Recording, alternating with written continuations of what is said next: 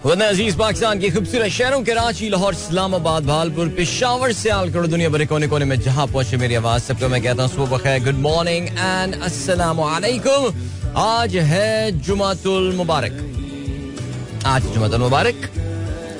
नवंबर की 10 तारीख सन 2023 और आपने इस खूबसूरत सी सुबह का आगाज किया मेरे साथ। नाम है मेरा दिल। सनराइज शो में मेरा और आपका साथ हमेशा की तरह सुबह के 9 बजे तक बहुत सारी इंफॉर्मेशन, बहुत सारी बातें, आपकी पसंद का म्यूजिक, आप लोग के मैसेजेस लेकर अदील एक बार फिर से आपकी खिदमत में हाजिर है। उम्मीद करता हूँ सब खैरियत से होंगे, सुबह का आगाज अच्छा हुआ होगा और आप लोगों का वीक भी अच्छा गुजरा होगा। And many of you will be back on today after a holiday, after a break of one day. By the way, today is the 25th of Rabi' Thani 1445 हिजरी। वो उस वक्त जिस वक्त मैं डेट पढ़ रहा था उस वक्त मैंने रिफ्रेश का बटन दबाया था उस वेबसाइट का, लेकिन वो रिफ्रेश हो रहा था पेज, तो मैं बहरहाल आगे निकल गया था उससे पहले। But now I have come back, so मैंने तारीख जो बताने का सिलसिला होता है वो मुकम्मल किया। प्रोग्राम में अगर आपको पार्टिसिपेट करना है तो फिर आप मुझे पोस्ट कर सकते हैं ट्वीट पे with the hashtag sunrise with Adeel. Karachi की आज की सुबह निस्बतन ब्राइट, कल के मुकाबले में हेज थोड़ा सा कम है, but it's very humid today. I mean the humidity was so high, I mean seriously come on, this is the second week of November now. लेकिन खैर the good news for Karachiites is कि कल से, बल्कि कहना चाहिए कि आज रात से आपको मौसम में एक तब्दीली जो है वो महसूस होनी शुरू हो जाएगी। दिन के टेम्परेचर जो है वो तो तकरीबन कोई 2-3 डिग्री सेल्सियस कम होंगे, लेकिन अगर हम रात के टेम्परेचर्स की बात करें तो उसमें एक नुमाया कमी नजर आएगी। सुबह आप जब कल उठेंगे तो आपको कुछ खुनकी में इजाफा नजर आएगा। बल्कि बाय द वे इस वीकेंड पे क्वेटा में जो है वो टेम्परेचर नुक्ता इंजुमात से नीचे भी गिर सकता है। So yeah the winters are here now. सुना है कल इस्लामाबाद में बड़ी जबरदस्त जो है वो बारिश भी हुई है, तो आई एम श्योर वहाँ पे भी मौसम काफी ठंडा हो चुका होगा। 7:22 आपने अली जफर, अली हमजा की आवाज में सुना उस राह पर of course strings, and I hope you guys enjoyed that as well. और अभी मैंने जैसे ही अपनी ट्विटर टाइमलाइन पे मैं आया हूँ तो पीर जहीर साहब का मैसेज में नजर आया है जो कि कहते हैं जुनैद भाई song was playing before your arrival. वाह, नहीं, मैं जिस वक्त आ गया था उस वक्त उस गाने का आगाज ही हुआ था, लेकिन मैंने कहा कि इस गाने में अब दखलंदाजी नहीं करना चाहिए बिकॉज इस गाने का जो है वो क्योंकि आज स्टार्ट हो चुका है। So here we are guys, आप लोग के मैसेजेस पे भी नजर डालते हैं। नेचुरली आज प्रोग्राम में जो है वो काफी तफसील के साथ हमारी बात होनी है पाकिस्तान के वर्ल्ड कप के एग्जिट के हवाले से। कल पाकिस्तान का किस्सा तमाम हुआ, एक और वर्ल्ड कप में बहुत सारी यादें छोड़ के चला गया, ज्यादातर बुरी यादें, एक दो अच्छी यादें भी, लेकिन बहरहाल अब पाकिस्तान के लिए as far as the ODI cricket is concern this is the pattern now. I think we are a very bad ODI side. हम वनडे इंटरनेशनल क्रिकेट की ओवरऑल एक मिड लेवल की एक टीम बन चुके हैं, लेकिन अगर हम ओडीआई में बात करें मेरे ख्याल से आई थिंक ये वक्त ने प्रूव किया है कि this is our weakest area. शायद थोड़ा बहुत टेस्ट मैच इससे मैच करता हो, जैसे अगर आपको याद हो इस बार पाकिस्तान के पास एक अपॉर्चुनिटी थी कि वर्ल्ड टेस्ट चैंपियनशिप का फाइनल जो है वो हमको खेलना है, लेकिन हम वो भी नहीं कर पाए। सो टेस्ट में भी स्ट्रगल कर रहे हैं। आई थिंक पाकिस्तान, और हर वर्ल्ड कप के बाद हमें ये फीलिंग आती है और हम इस हवाले से बात भी करते हैं कि Pakistan cricket needs a reset. उसको एक रीसेट करने की जरूरत है। कुछ सख्त डिसीजन जो है वो ले जाने चाहिए। जैसे कि आपको पता है कि आजकल जो निगरान हुकूमत के पीछे जो लोग हैं वो उस निगरान हुकूमत से काफी सख्त फैसले करवा रहे हैं, चाहे वो बिजली की कीमतों में इजाफा हो, फिर जो गैस की कीमतों में आप जानते हैं बहुत जबरदस्त इजाफा जो है वो कर दिया गया है। अफगान पनाह गुज़ीरों को पाकिस्तान से बाहर निकाला जा रहा है, जिसको हम बचपन में सुन रहे थे कि ऐसा होगा। तो क्यों ना पाकिस्तान क्रिकेट बोर्ड को भी ये जो सियासतदान जो देव बैठे हुए हैं, जो भैंसे बैठे हुए हैं, इनको इन सियासी लोगों से पाक करके इसका भी एक ऑपरेशन क्लीन अप कर दिया जाए। सुन रहा है ना मेरी बात?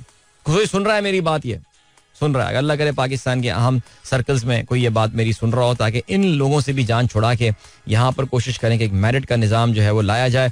But nevertheless here we are guys, 7:25 हो चुके हैं और आज का पहला मैसेज मैं ढूंढने की कोशिश कर रहा हूँ।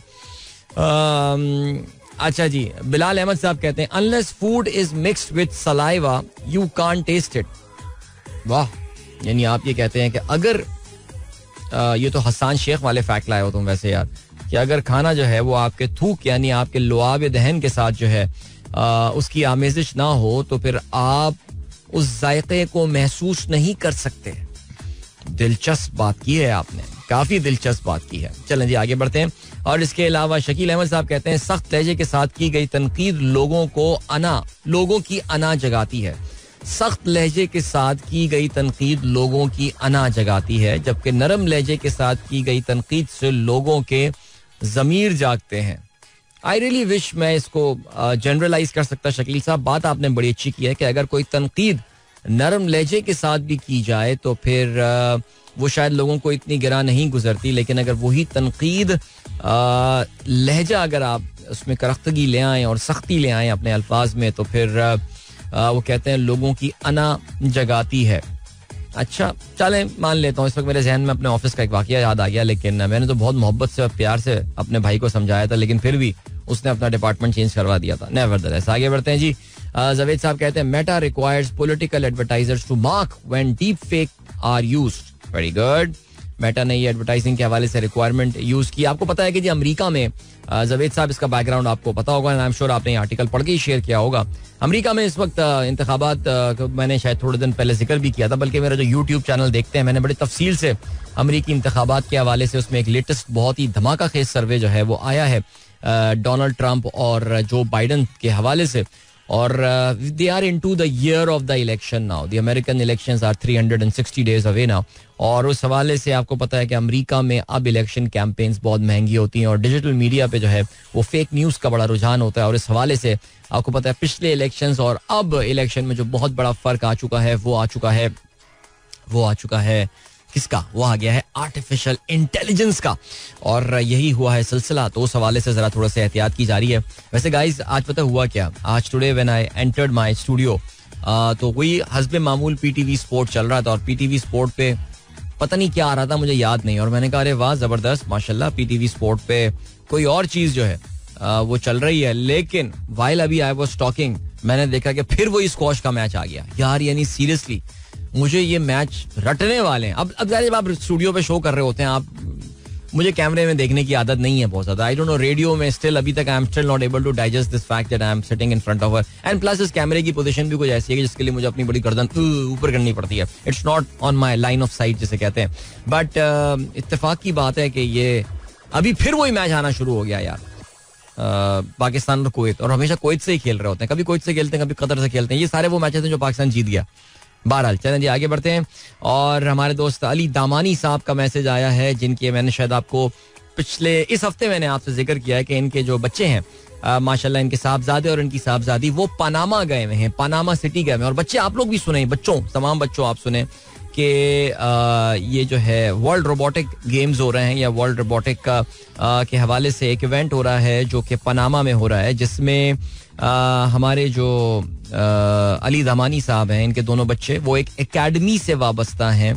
ये एकेडमी बच्चों को रोबोटिक्स वगैरह सिखाती है. This is world robotics olympiad by the way 2023 जो कि पनामा में हो रही है.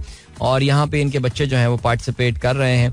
और जिसे कहते हैं कि जी माशाल्लाह अब आई थिंक इस कॉन्फ्रेंस का आखिरी दिन है और हमारे जो पाकिस्तान की टीम है उसमें बताते हैं कि our kids got 10th ranking, silver medal in future innovator category. चालें भाई बहुत जबरदस्त, मुबारक हो, congratulations to your kids. Malaysian जो है फ्यूचर इनोवेटर्स में मलेशियन कोई है नंबर 1 है. Then I think these are American, then Indian, सिंगापुरी, सऊदी, दुनिया भर के लोग, Chinese, Taipei, Germany, Philippines, Korea, Pakistan माशाल्लाह जी, मकाओ, थाईलैंड. भाई ये तो बच्चों के लिए माशाल्लाह क्या जबरदस्त किस्म की जो है ना एक्सपोजर होगा. और या I think this something to look deeper into. जबरदस्त. रियाजुर रहमान साहब कहते हैं buying an aircraft is a 2-part negotiation. Choose the aircraft type and select an appropriate engine. It's a tough competition as giants like General Electric, Rolls-Royce and Pratt & Whitney all fighting it out for airline order. But why is this?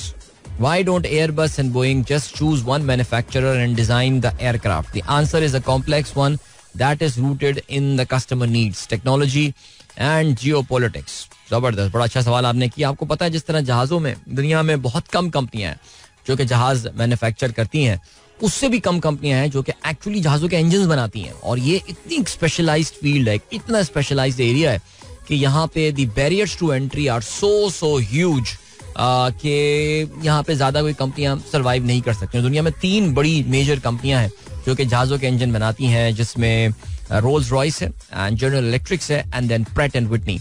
सो ज़बरदस्त बात है. तो आप जब भी इंशाल्लाह जब आप जहाज़ खरीदेंगे तो आपको याद रखना, आपको 2 डिसीजन लेने हैं कि मैं जहाज़ कौन सा लूंगा और मैं उसमें इंजन कौन सा लगवाऊंगा. अच्छा, इसमें जो फिर पॉइंट है ना वो यही कि हम बात कर रहे हैं कि हम बिल्कुल नए फ्रेश जहाज़ ले रहे हैं, तब की हम बात कर रहे हैं. वरना अगर आप किसी और एयरलाइन से कोई जहाज़ उठाना है या कोई सेकंड हैंड जहाज़ लेना है तो उसमें तो मेरे ख्याल से शायद आपके पास इतनी ऑप्शंस नहीं होती होंगी. But nevertheless, thank you so much Riaz साहब. Thank you for always sharing some very very interesting news and trivia to us regarding aviation. बहुत शुक्रिया. अच्छा जी, फ़हीम अली खान कहते हैं डियर ब्रदर अस्सलाम वालेकुम to you and all the listeners. सुबह बखैर. आपने सूरह कौन सी है जी, मुजादिला की एक आयत जो है वो शेयर की है और अल्लाह ने ये बात लिख दी है कि मैं और मेरे पैगंबर जरूर गालिब आएंगे. यकीन रखो कि अल्लाह बड़ा कुव्वत वाला, बड़ा इक़्तिदार वाला है. Thank you so much Faheem, बहुत शुक्रिया. कहते हैं today is the 14th birthday of my only and beloved daughter Fatima Faheem. Please wish her a birthday. She is an asset and a gift for me from Allah सुब्हानहू व तआला. I wish her the best future ahead. All right, Fatma, if you are listening to me right now, नहीं भी सुन रही होगी, I'm pretty sure Fahim will make sure that you listen to me. Happy birthday to you, my dear. और बहुत बहुत मुबारकबाद, बहुत सारी दुआएं आने वाले साल के लिए और बाकी जिंदगी के लिए. खुश रहिए, अपने वालिदैन की खिदमत कीजिए इसी तरह, और जिस तरह माशाल्लाह वो आपको एक असासा और आपको जो है वो अपने लिए अल्लाह की तरफ से एक तोहफा करार देते हैं, ऐसे ही जो है वो हमेशा अपनी पूरी जिंदगी आपके बारे में सोचते रहें. आमीन सुमा आमीन. अभी आप सबको लिए चलते हैं ब्रेक की जाने. मिलेंगे आपसे इस ब्रेक के बाद. Don't go anywhere and keep listening. Life is all bubble of water, you and me bubble of water.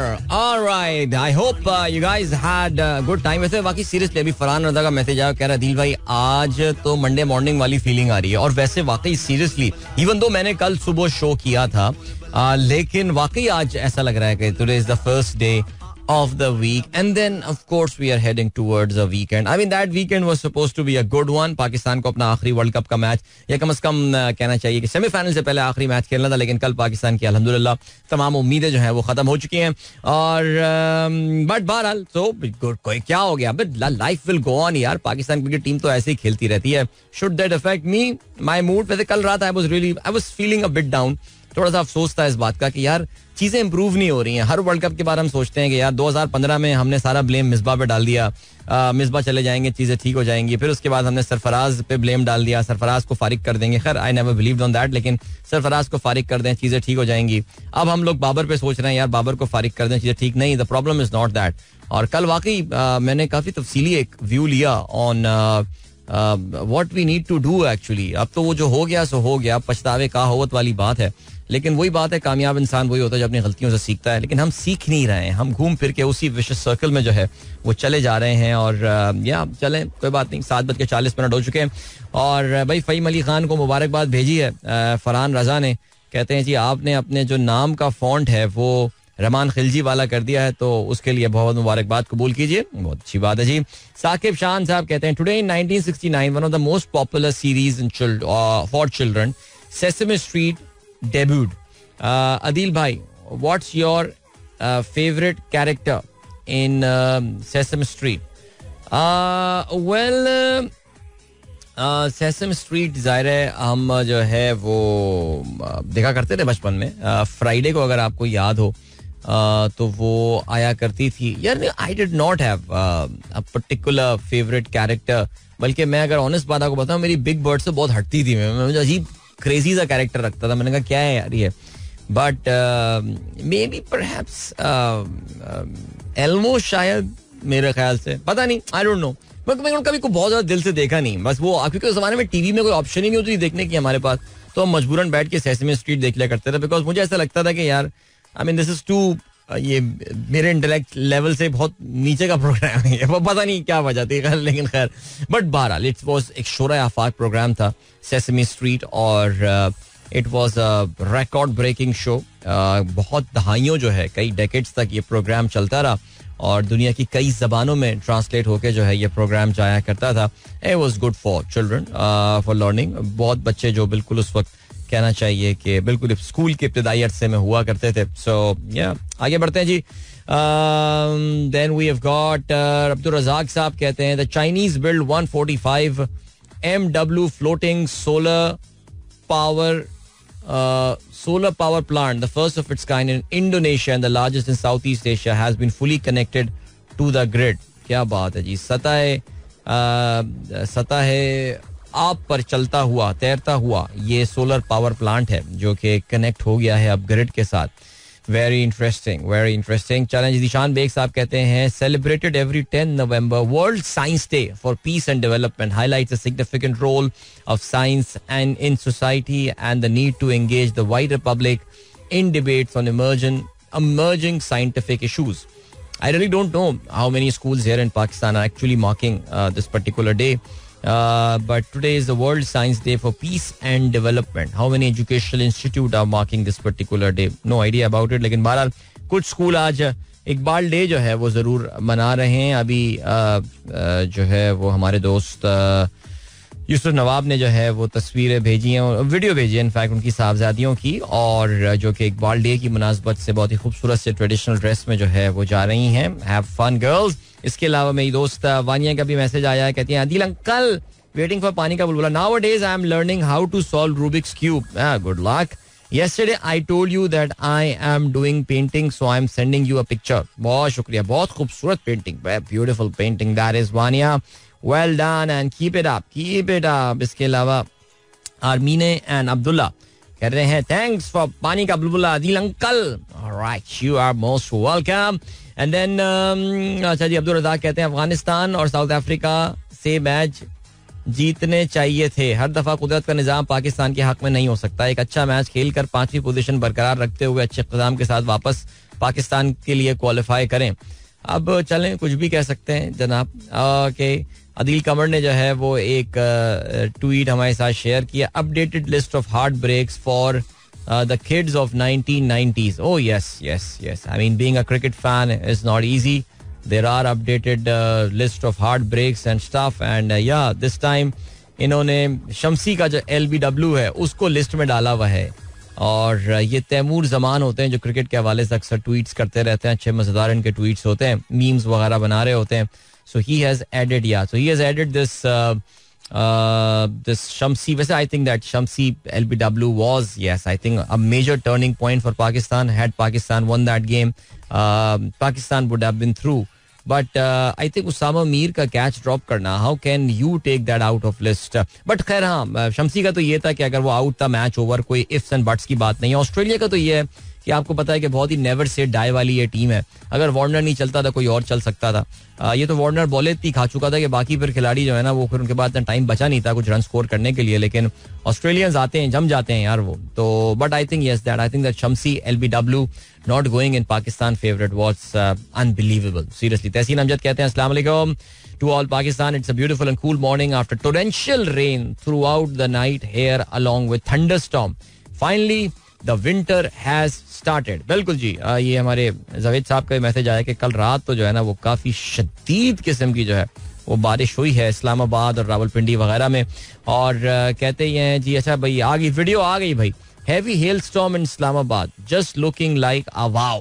Okay, Islamabad में जो है वो कल ओले जो हैं वो भी पड़े हैं और गलियात वगैरह में भी मैं देख रहा था कि वहाँ पे भी काफ़ी ज़्यादा ओले वगैरह पड़े हैं. तो yes, the winters are finally here. Congratulations if you are a winters fan. Bashir Ahmad sahab कहते हैं प्यारे आदि, गुज़श्ता 3 वर्ल्ड कप मेज़बान मुल्क ने जीते हैं, तो क्या इस बार भी ऐसा होगा? बिल्कुल, क्यों नहीं हो सकता. मेरा तो बार बार वही बात है कि शायद इंग्लैंड की, भारत की पिछले वर्ल्ड कप में, ऑस्ट्रेलिया की फिर 2015 और फिर 2019 के वर्ल्ड कप में इस तरह की इंग्लैंड की इस तरह की सुपीरियर परफॉर्मेंस नहीं थी जैसे कि अभी इंडिया दिखा रहा है. तो मुझे नहीं पता कि इंडिया कैसे इस वर्ल्ड कप में जो है वो हारेगा. मारूफ का ये कहना है the older you get the more quiet you become. Life humbles you so deeply as you age. You realize how much nonsense you have wasted your time on. Maroof का ये कहना है कि आप जब बूढ़े हो जाते हैं या आप जो है आपकी उम्र जब ढलनी शुरू हो जाती है तो आपको इस बात का एहसास होना शुरू हो जाता है कि किस तरह की फजूल चीज़ों में आपने जो है ज़िंदगी का बहुत सारा वक्त जो है वो ज़ाया किया है. Very nice. अच्छा चलें, ठीक है, I take it there. Alright, और क्या सीन है? पीर ज़हीर साहब कहते हैं good morning brother and to all the listeners. सलाम, जुमा मुबारक. पानी का बुलबुल Abdul Razzaq, doctor Zeeshan, civil aviation officer भाई Ataur Rahman and Saqib Shan. They send very informative tweets on the show. And Fahim Ali Khan sends Quranic verses. So we love listening to your show. You explain. Thank you so much यार. ऐसा लग रहा है पीर साहब ने तो पहली बार tweet किया है मुझे यार, लेकिन बहुत शुक्रिया. आपने तमाम हमारे जो रेगुलर पार्टिसिपेंट्स हैं हमारे हैशटैग पे उनको एक्नॉलेज किया, और तभी तो मैं कहता हूँ आप लोग के शो से चार चांद लग जाते हैं इस प्रोग्राम में. यूसुफ नवाब कहते हैं अदील भाई एक और बार बताएं, दूसरे ग्रुप पर पोस्ट आती है कि सब कुछ ये कमबख्त इसराइल बना रहा है और वो सब चीज़ें पाकिस्तान में मौजूद हैं. मुझे तो समझ में नहीं आ रही है कि वो लोग कहाँ हैं जिनके अच्छे नंबर वाली रिपोर्ट कार्ड दिखाकर अब्बू हमें धोते थे. यार ये हमारा पाकिस्तानियों का एक I mean how do you expect कि जो चीज़ कराची के ग्रुप में हो रही है वो इस्लामाबाद और लाहौर के ग्रुप में नहीं हो रही होगी. वही पोस्ट होती हैं, वही चीज़ें होती हैं और वही वायरल ट्वीट्स होते हैं जो वहाँ भी नज़र आ रहे हैं और यहाँ पर भी नज़र आ रहे हैं.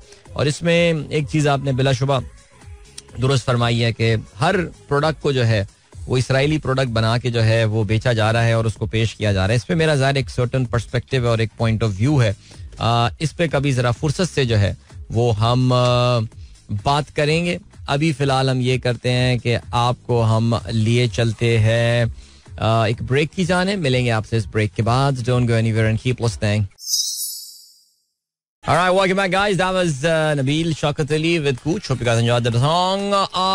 7:53 हो चुके हैं. Good morning, इन दोस्तों ने प्रोग्राम अभी ट्यून इन किया है. चलें जी यार, देखें मैं इतना क्रिकेट से डिसइल्यूजन हुआ हूँ कि मुझे ऐसा लग रहा है कि मैं अभी जब आता हूँ तो मैं कुछ वेबसाइट्स खोलता हूँ. And ESPN Cricket Info is one of those websites. I did not even open ESPN Cricket Info today. यार, I've become so oblivious cricket man. What has happened in just one evening? आगे बढ़ते हैं जी. क्या scene है आज के अखबारात पे नजर डालते हैं. पहले हम डॉन से इसका स्टार्ट करते हैं. Government IMF agree on backup steps in review talks. Fixed tax on retailers, realtors may be introduced from 1st of January. Revenue targets aim through import growth, की concern for funds mission. Right. इसके अलावा technical discussion set to conclude today. Policy level talks begin on Monday. Okay, चलें जी. IMF के साथ पाकिस्तान की जो discussions हैं, जो मामलात हैं, वो अपने इख्तितामी मराहिल में दाखिल हो रहे हैं. याद रहे जी, पाकिस्तान इज लुकिंग फॉर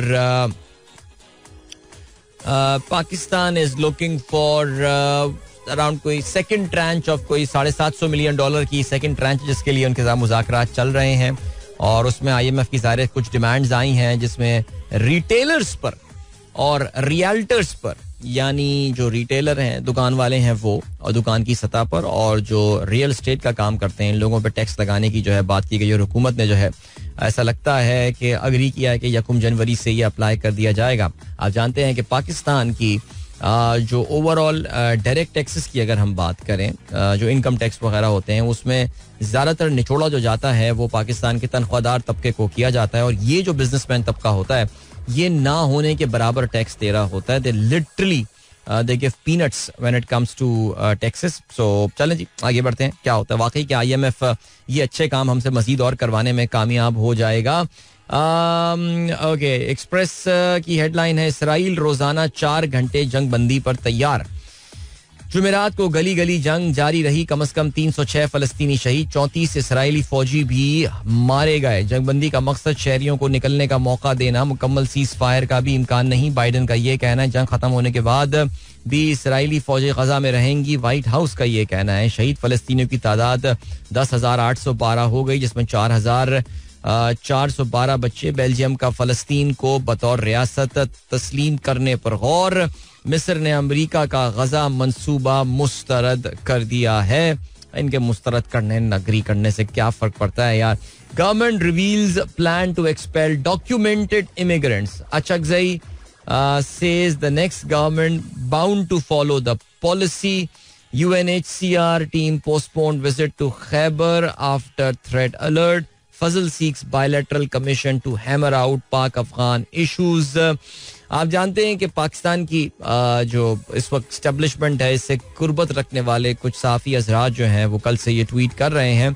और एक अखबार में भी इस हवाले से खबर आई है कि पाकिस्तान अपनी तालिबान के हवाले से जो पाकिस्तान का सॉफ्ट स्टेंस रहा है, जो नरम गोशा रहा है, पाकिस्तान उसको तब्दील करने का इरादा रखता है. और तालिबान के हवाले से पाकिस्तान जो उनको सपोर्ट प्रोवाइड करता है डिप्लोमेटिकली और इकोनॉमिकली, वहाँ पे पाकिस्तान अब सख्तियाँ करना शुरू करने वाला है. बिकॉज पाकिस्तान की एक्सपेक्टेशंस के मुताबिक तालिबान को, जो तहरीक तालिबान पाकिस्तान जो कि एक डेजिग्नेटेड टेरर ऑर्गेनाइजेशन है, उसके खिलाफ जो एक्शंस थे वो हमने उनकी तरफ से जो है वो नहीं लिए गए हैं, तो हम उससे जो है वो ज़ाहिर मुतमईन नहीं है. आगे बढ़ते हैं जी. और क्या सीन है? पीटीआई के रहनुमा अली नवाज अवान मानसेरा से गिरफ्तार. मकामी रहनुमा के हुजरे में छुपे थे. आमिर डोगर ने अपनी गिरफ्तारी की तरदीद कर दी. और तर्जुमान पीटीआई का ये कहना है कि अली नवाज अवान को अदालत के रूबरू पेश किया जाए. वेल, पीटीआई की गवर्नमेंट के दौरान और उसके बाद भी अली नवाज अवान जो है मुख्तलिफ टेलीविजन चैनल्स पर नजर आया करते थे और पीटीआई के मौक़िफ़ का भरपूर दिफा किया करते थे. और काफ़ी अंडररेटेड लीडर जो हैं ये माने जाते हैं इस पार्टी के. याद रहे कि जी इनको जो सीट पे गालिबन इलेक्शन लड़ना था, वहाँ से असद उमर को जो है वो टिकट दिया गया था. असद उमर साहब तो आपको पता है कि जल्दी ही टूट गए थे, लेकिन अब देखते हैं अली नवाज अवान जो है वो कब टूटते हैं, क्या रहता है सिलसिला. अच्छा जी, इंतखाबात मुजव्विज़ा ज़ाब्ता अखलाक का इब्तदाई ड्राफ्ट तैयार. सदर वज़ीर आज़म वज़रा अवामी अहदेदार इंतखाबी मुहिम में हिस्सा नहीं ले सकेंगे. ओके, खैर ये तो आपको पता है कि ये एक मजाक होता है. This is a piece of joke. ये जो इंतखाबी ज़ाब्ता इखलाक जो है वो बनाया जाता है. और ऑलरेडी आप देख सकते हैं कि जी नून लीग के काफ़ी सारे लीडरान जो हैं वो एक्टिव नज़र आ रहे हैं अपने इलाकों में. और अजीब सी बात है जी. खैर एनीवे, चलें छोड़ें, आगे बढ़ते हैं यार, क्या बोलूँ मैं. और क्या है जी, पाकिस्तानी ख़वातीन फ़लस्तीनियों के शाना बशाना है. नीलोफर बख्तियार अबे ये अभी तक सरवाइव कर रही है कि कौन है ये? चेयरपर्सन कौमी कमीशन बराए वकार निस्वा. ख़वातीन के वकार को बहाल रखने के लिए कोई कौमी कमीशन भी पाकिस्तान में है. नीलोफर बख्तियार उसको जो है वो हेड करती हैं. आई थिंक ये मुशर्रफ साहब के दौर में मिनिस्टर हुआ करती थी, याद है, कुछ इस तरह का था सिलसिला. ओके, बिलावल भुट्टो कहते हैं बलूचिस्तान भुट्टोइज्म के चाहने वालों की धरती, पहले से ज़्यादा नशिस्तें जीतेंगे. पीपल्स पार्टी इंतखाबात में भरपूर हिस्सा लेगी.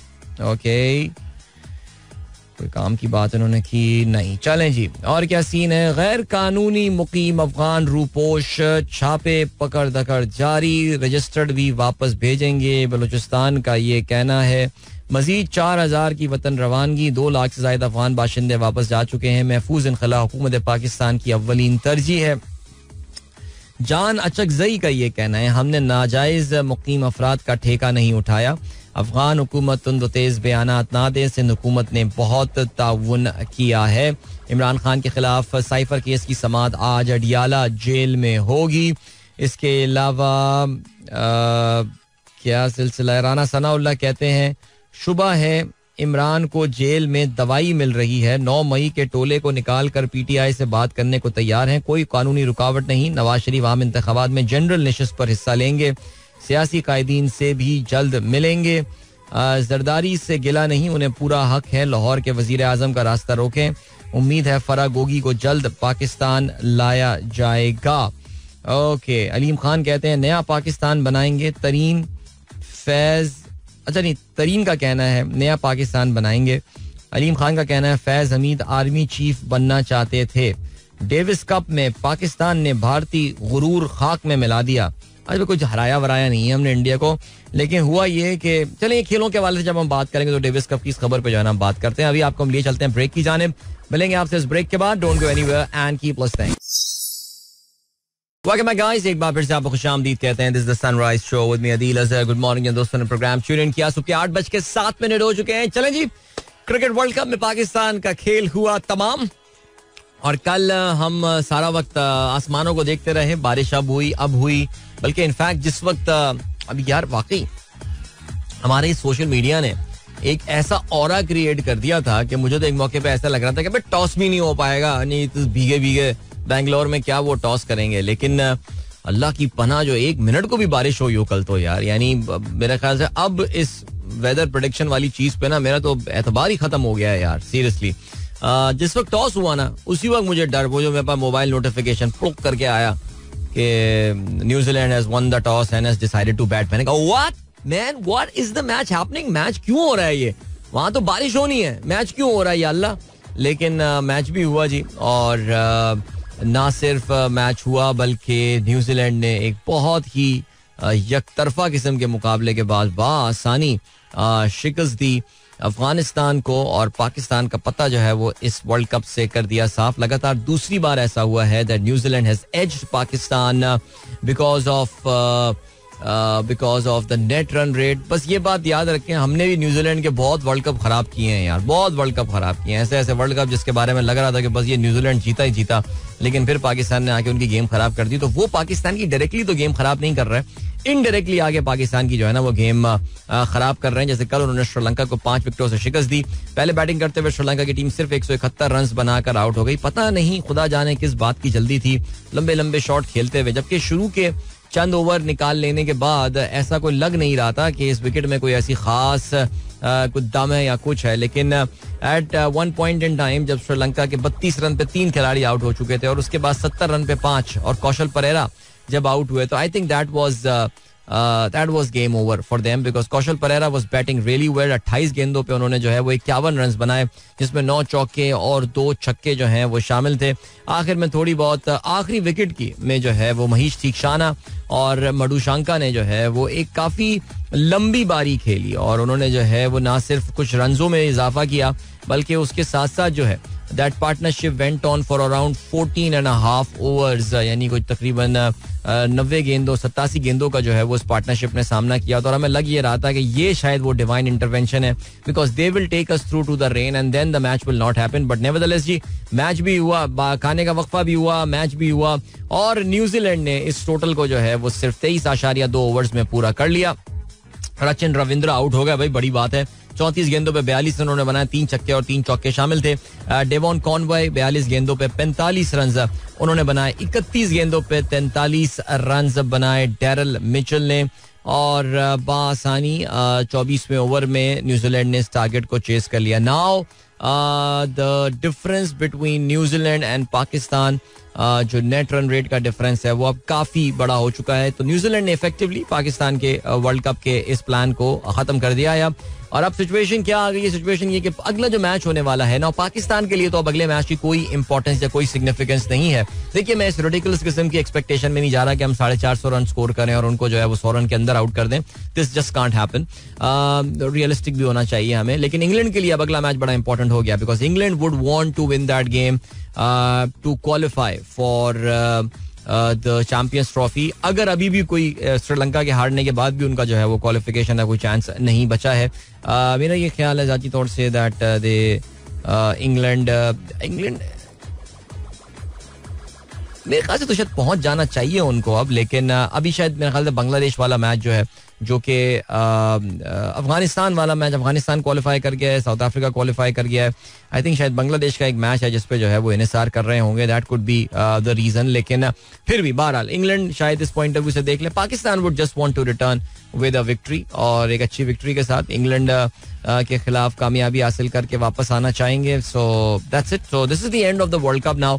अब तो सवाल ये पैदा होता है कि वर्ल्ड कप तो खत्म, अब चलें जी, अब आगे क्या करना है. देखें, when you look around, when you look back, Pakistan से स्ट्रेटेजिक एरर्स भी हुए, पाकिस्तान से टेक्टिकल एरर्स भी हुए. स्ट्रेटेजिक एरर से मुराद जो होती है वो ये होती है कि यार आपका जो क्रिकेट बोर्ड है वो क्या प्लानिंग कर रहा है. देखिए जी, मैं बार बार जो इस वर्ल्ड कप के आगाज से, बल्कि शायद एशिया कप से मैं एक जो बात मुसलसल किया जा रहा हूँ वो ये कि पाकिस्तान क्रिकेट बोर्ड के तेवर देख के आपको लगता नहीं है कि ओडीआई क्रिकेट पाकिस्तान क्रिकेट के लिए जो है वो कोई प्रायोरिटी बचा है. पाकिस्तान क्रिकेट बोर्ड के लिए कोई प्रायोरिटी है. Pakistan cricket board is focused on T20 cricket mostly. हम लोग टेस्ट मैचेस भी खेलते हैं और 2-2 मैचेस की सीरीज जो है वो खेल लेते हैं, अनलेस के जो हमारा मुखालिफ टीम है उनका बोर्ड कोई तगड़ा बोर्ड हो और वो 3 मैचेस की सीरीज जो है वो हमसे मांगे. हम लोग जो है ना वो 2 मैचेस, हमारा डिफॉल्ट जो होता है वो अब 2 मैचेस की टेस्ट सीरीज का होता है. सो पाकिस्तान को अब 2027 का वर्ल्ड कप अगर देखना है, सो उसके लिए the planning has to start right now.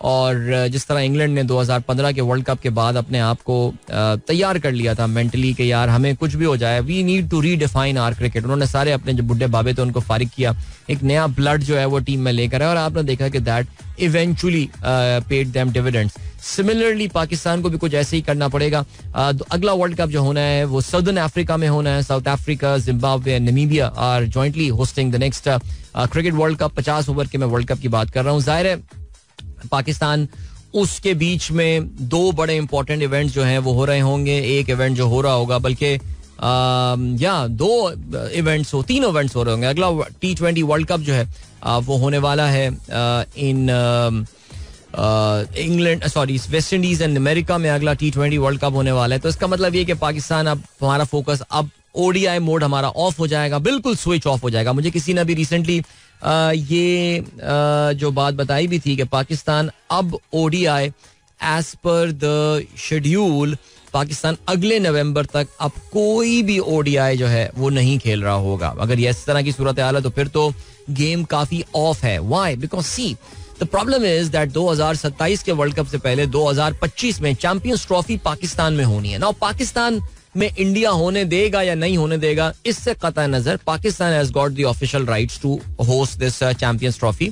हो सकता है भारत अपनी वही कमींगी दिखाए और बोले हम पाकिस्तान में मैचेस नहीं खेलेंगे, तो उनके मैचेस हमें कहीं दुबई में जो है वो अरेंज करने पड़ेंगे.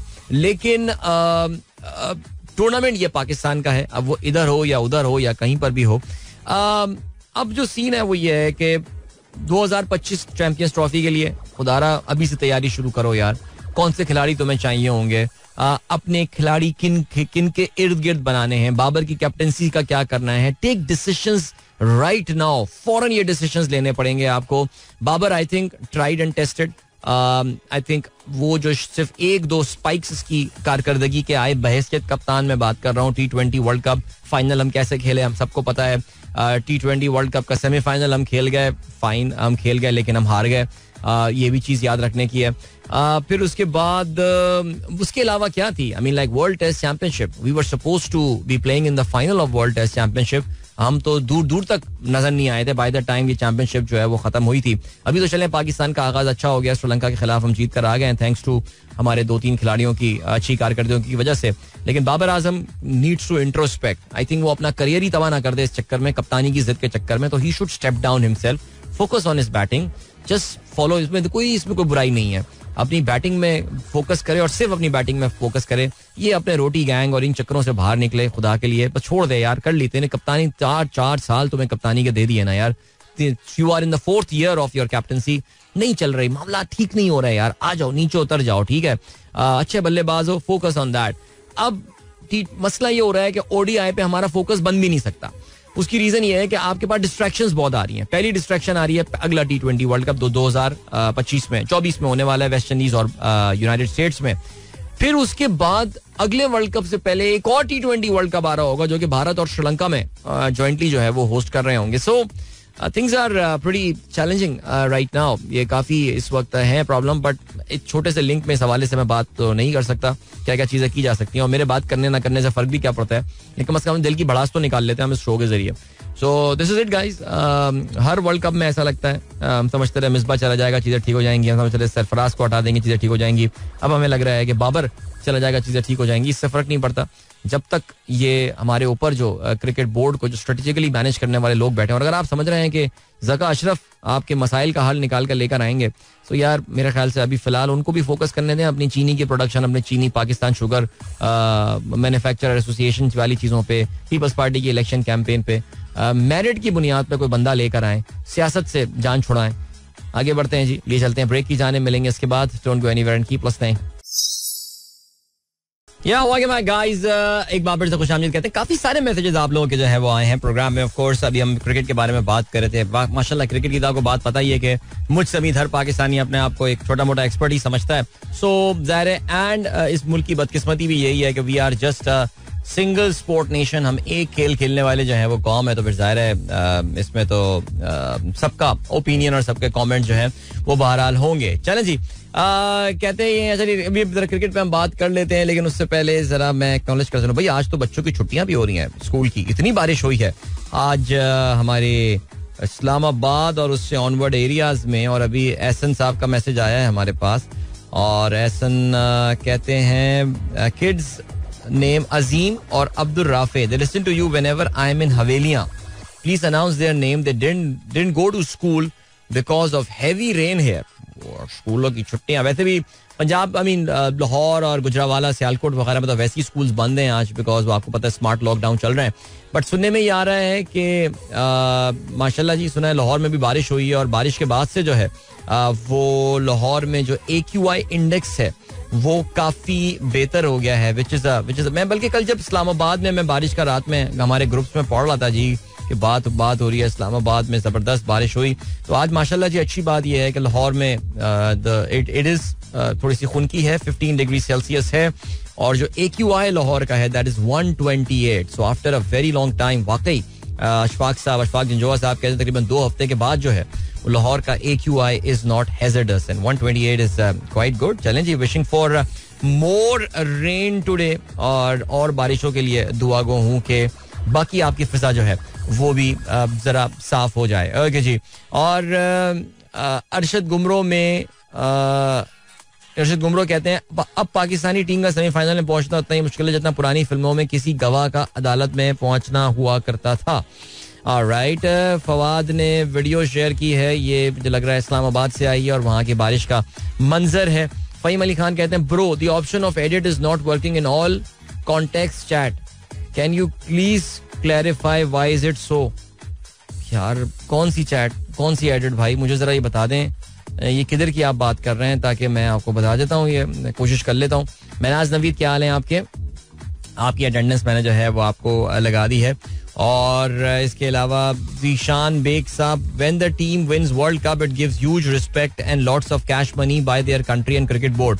When their performance is poor and becomes humiliation for the country, they should face some penalty, fine, contract demolition. Contract demolition नहीं, but हाँ, ये आपका ये पॉइंट आई थिंक एक बड़ा वैलिड पॉइंट बनता है, बिकॉज हमें इस बात का अंदाजा है कि इस वर्ल्ड कप में रवाना होने से पहले पाकिस्तान के जो क्रिकेटर्स हैं दे गॉट ह्यूज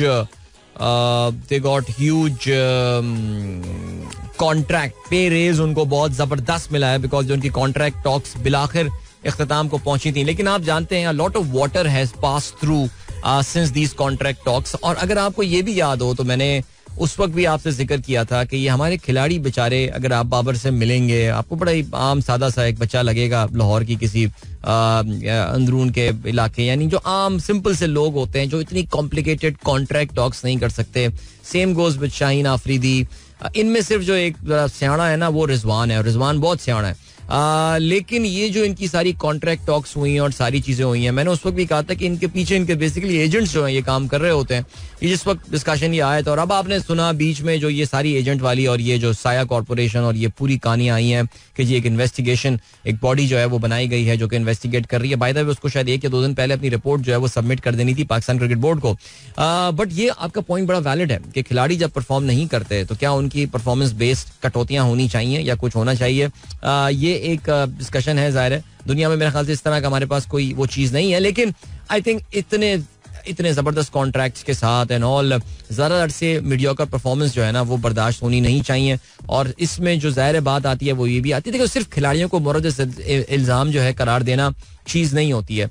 इसमें जो पॉइंट आता है वो ये भी आता है कि उनको सेलेक्ट करने वाले कौन लोग थे. फिर वही बात है कि हमारे बोर्ड की स्ट्रेटेजिक प्लानिंग वाली, अभी स्ट्रेटेजिक प्लानिंग की मैं बातें तो बहुत ज्यादा कर रहा हूँ, ये सिग्निफिकेंट टर्म्स ला के आपको मैं बता रहा हूँ मैनेजमेंट की. लेकिन फैसल मुकीद ने मुझे एक रियलिटी चेक दिया, कहने लगा यार क्या तुम बातें कर रहे हो स्ट्रेटेजिक प्लानिंग की. आपका पाकिस्तान क्रिकेट बोर्ड का जो चेयरमैन है वो चेयरमैन नहीं है, वो मैनेजमेंट कमेटी का जो हेड है, उसको खुद 3 महीने की एक्सटेंशन दी गई है. वो कहाँ से बैठ के स्ट्रेटेजिक प्लानिंग जो है वो करेगा. तो जरा ये आपको पता है पाकिस्तान में जो सुबह मैंने आके ही बात की थी कि पाकिस्तान में इस वक्त बहुत बड़े मुश्किल काम हमने जो है ना वो पिछले कोई 1.5-2 महीने में करने की कोशिश की, जिसमें बिजली की कीमतों में होशरुबा इजाफा हुआ. फिर उसके बाद गैस में आप जानते हैं कि 3 गुना आप लोगों के बिल्स जो है बढ़ने वाले हैं. और अफगान रेफ्यूजीज को हम बचपन में सुनते थे इनको निकाल देंगे, और निकालना शुरू कर दिया आपने इनको. तो जरा पाकिस्तान क्रिकेट बोर्ड को भी फिक्स कर दें, इस सियासी कारिंदे को जो बिठाया हुआ है ऊपर, इसको बोल के जरा फौरन इलेक्शन करवाएं. इलेक्शन करवा के पहले बोर्ड ऑफ गवर्नर्स बनाएं. जो बोर्ड ऑफ गवर्नर्स बनाने के बाद जरा चेक करेंगे कौन लोग आए. ये बोर्ड ऑफ गवर्नर्स में तो कोई सियासी लोग लाके नहीं बिठा दिए गए. फिर उसके बाद ला के जरा अच्छे तमीज के इलेक्शंस कराएं, मेरिट पे कोई बंदा ऊपर लेकर आए, और फिर उसके बाद जो अगर मेरिट पे यही नजम सेठी और यही ज़का अशरफ को आना है तो फिर तो लानत है इस मेरिट के ऊपर. लेकिन फिर वो यही है कि पाकिस्तान है ये, और आपको पता है पाकिस्तान क्रिकेट बोर्ड की जो पोजीशन होती है ये बड़ी फेवरेट पोजीशन और बड़ी ही जो कहना चाहिए कि एक बड़ी सॉर्ट आउट या सॉर्ट आफ्टर किस्म की पोजीशन होती है. बिकॉज यार गेम ऑन होती है सीरियसली. मैंने इस इदारे को बड़े क्लोज से करीबी फंक्शनिंग करते हुए देखा है, और वाकई यार जिस तरह के मजे होते हैं ना इन लोगों के यार, अमेजिंग यार, अमेजिंग. क्या जॉब होती है वैसे वाकई. चलें जी ठीक है. ओके ओके अच्छा जी ठीक है. अच्छा रहमान खिलजी साहब भाई थैंक यू सो मच. आप जो है ना वो डिफेंड आपने एक्सप्लेन किया है अपने दोस्त फ़हीम अली खान के मैसेज के हवाले से जो एडिट की उन्होंने बात की. तो रहमान खिलजी मुझे कहते हैं Faheem was talking about editing message on WhatsApp one cent. One can only edit and it works where on both end the user are using updated version of WhatsApp. चलो जी ठीक हो गया.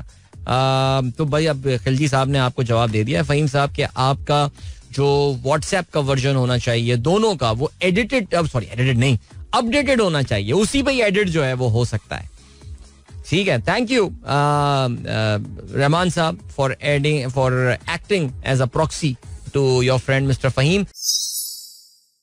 All right, that was Junaid Bhai with Pyar Hi Hoga. Hope you guys enjoyed that song.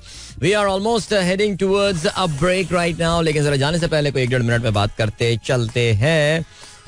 Indian government ने officially appeal file कर दी है Qatar में about the death sentence which was handed over to 8 former Indian naval officers. अगर आपको याद हो अब से कोई तकरीबन 2 हफ्ते पहले की ये बात है कि ये खबर दुनिया भर में रिपोर्ट हो रही थी. पाकिस्तान में तो खास तौर से रिपोर्ट की गई थी कि इंडिया के से ताल्लुक रखने वाले 8 नेवल ऑफिशियल जिसमें से 7 रिटायर्ड कमीशन ऑफिसर्स थे, उनको जो है वो कतर की गवर्नमेंट की जानिब से एक ट्रायल के बाद एक केस के बाद जो है वो उनको सजाए मौत दे दी गई है. आप जानते हैं बहुत ही स्ट्रॉन्ग खतरनाक उन पे इल्जामात लगाए गए थे of spying, not just spying but spying for Israel. Because ये जो ऑफिसर थे ये एक कॉन्ट्रैक्टर के अंडर काम कर रहे थे. एक ओमानी कॉन्ट्रैक्टर था जो कि एक्विजिशन ऑफ सबमरीन्स जो कतर का करने का इरादा था कि वो कुछ आबदोजे जो है वो दरामद करना चाह रहे थे. उस हवाले से ये कंसल्टेंट्स के तौर से काम कर रहे थे. But apparently they were providing some secret information to the Israeli governments. और इंडिया की ज़ाहिर है जो उनके हवाले से उनकी सीक्रेट सर्विसेज के हवाले से सीक्रेट एजेंसीज के हवाले से काफ़ी ज़्यादा ऑलरेडी इंटरनेशनली डिस्कशन हो रहा था after that Nijjar episode in Canada. उसके बाद से इस खबर ने भी जो है वो काफ़ी प्रोमिनेंस हासिल की. अब सुनने में ये आया है कि भारतीय गवर्नमेंट ने ऑफिशियली उनके खिलाफ उनकी सज़ा के खिलाफ जो है वो अपील फाइल कर दी है. और कहते हैं जी neither Qatar nor India have revealed the specific charges against them. और इंडियन गवर्नमेंट के जो स्पोक्स पर्सन है फाइनेंस में एक्सटर्नल अफेयर्स मिनिस्ट्री के जो स्पोक्स पर्सन है जिनका नाम अरिंदाम बागची है, उन्होंने ये बात कंफर्म की कि जी India has already filed an appeal. और कहते हैं कि जी इसके अलावा उनको कॉन्सुलर एक्सेस की जो है वो उन्होंने उनको डिटेनीज को जो कॉन्सुलर एक्सेस जो है वो प्रोवाइड की गई है ट्यूसडे को. सो चलें जी ये एक तरह का एक इम्पोर्टेंट एक एपिसोड है. और इससे अंदाजा ये हुआ कि Bharat which actually enjoys amazing relationship with gulf states जिसमें यूएई शामिल है, सऊदी अरेबिया शामिल है, कतर शामिल है, कुवैत एंड ऑल, वो उसको क्या इससे कुछ दरारें पड़ सकती हैं. मेरा जाती तौर से ख्याल है कि ऐसा कुछ भी नहीं होगा. हो सकता है इन लोगों को माफ शाफ करके इनको वापस भी भेज दें. बिकॉज ये भी याद रहे कि lot of economics gets involved in this entire episode as well.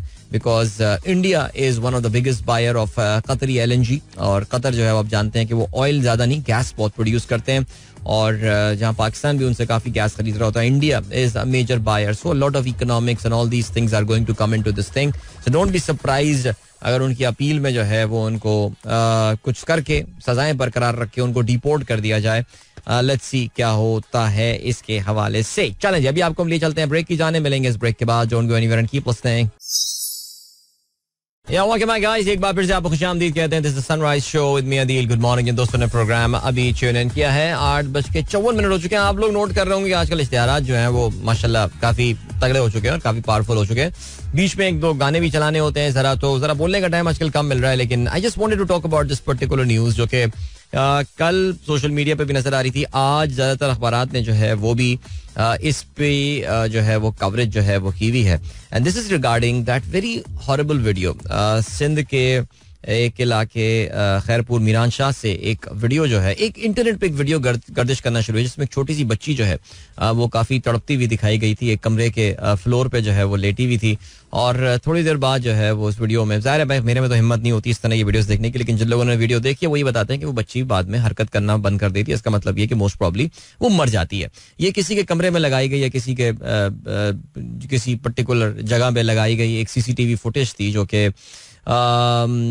कि पुलिस ने बाय द वे हासिल की होगी. Because when that girl died, उस बच्ची का नाम जो था वो फातिमा फुर्रो था.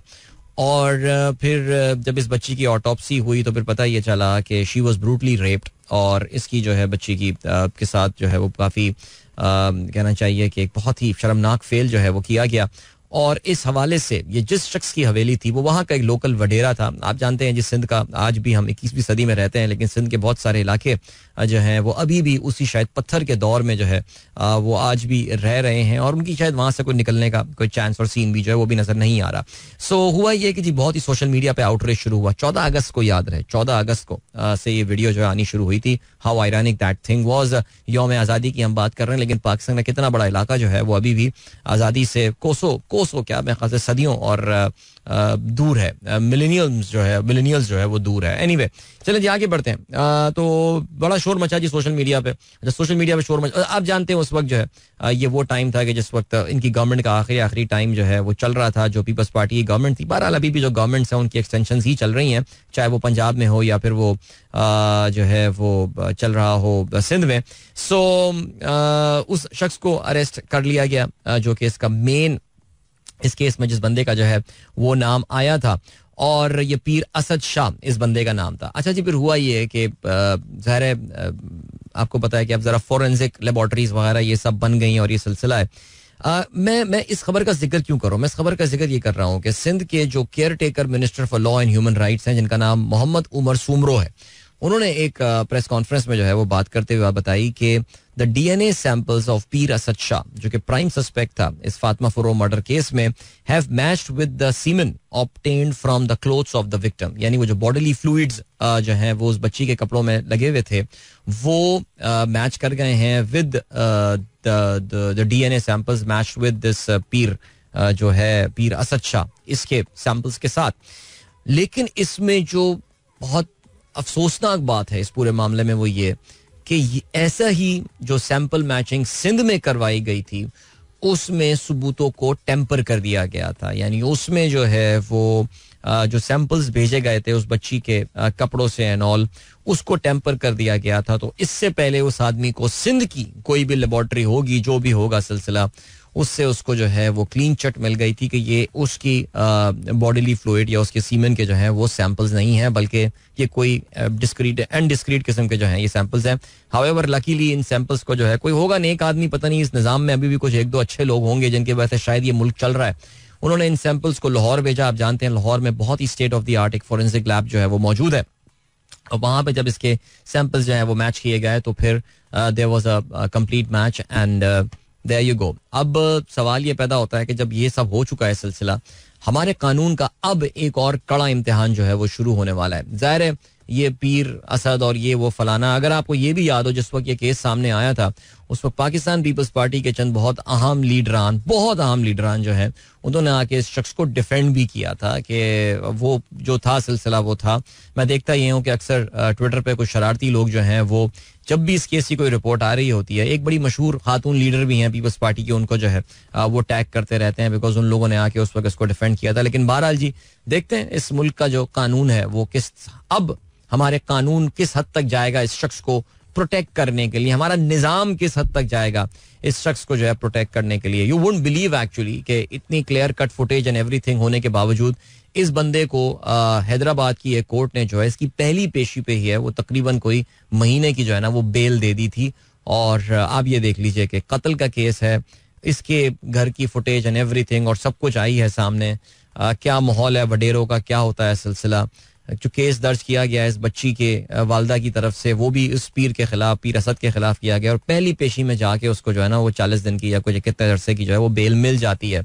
नेचुरली हमें पता है कि इस तरह के तमाम केस एक सर्टन पैटर्न जो है वो फॉलो कर रहे होते हैं और इसमें जो पैटर्न फॉलो होगा वो यही होगा कि जी सजाएं मिलेंगी, कुछ भी मिलेंगी और फिर वो जो खून बहा का हमारे यहाँ कानून जो कि एक बहुत हमारे यहाँ इंटरप्रिटेशन एक इस्लामी कानून की, खैर वो करने वालों को अल्लाह ही पूछेगा कि जो इंटरप्रिटेशन है इस कानून की और दियत के कानून की, वो बहरहाल इनको माफ़ी मिल जाएगी and they will definitely live happily ever after. वो बच्ची बेचारी 9 साल की उम्र में जो है वो इस बेदर्दी से जो है वो कत्ल कर दी गई. उसको ज़ाहिर है वो क़यामत के दिन इस निज़ाम के चलाने वालों से और इन पीरों से और इन वडेरों से जो है वो हिसाब अपना लेगी और फिर वहाँ तो आपको पता है उधर जो फिर इंसाफ होगा वो तो फिर हम सब देखेंगे. बहरहाल जी मैंने सोचा कोई और बात करने के बजाय जरा इस निज़ाम का मातम और कर लिया जाए. अपना बहुत बहुत ख्याल रखिएगा. इंशाल्लाह मेरी आप लोगों से मंडे मॉर्निंग एक बार फिर होगी मुलाकात. Till then goodbye, God bless, अल्लाह हाफिज एंड पाकिस्तान जिंदाबाद. This is Mira FM 107.4.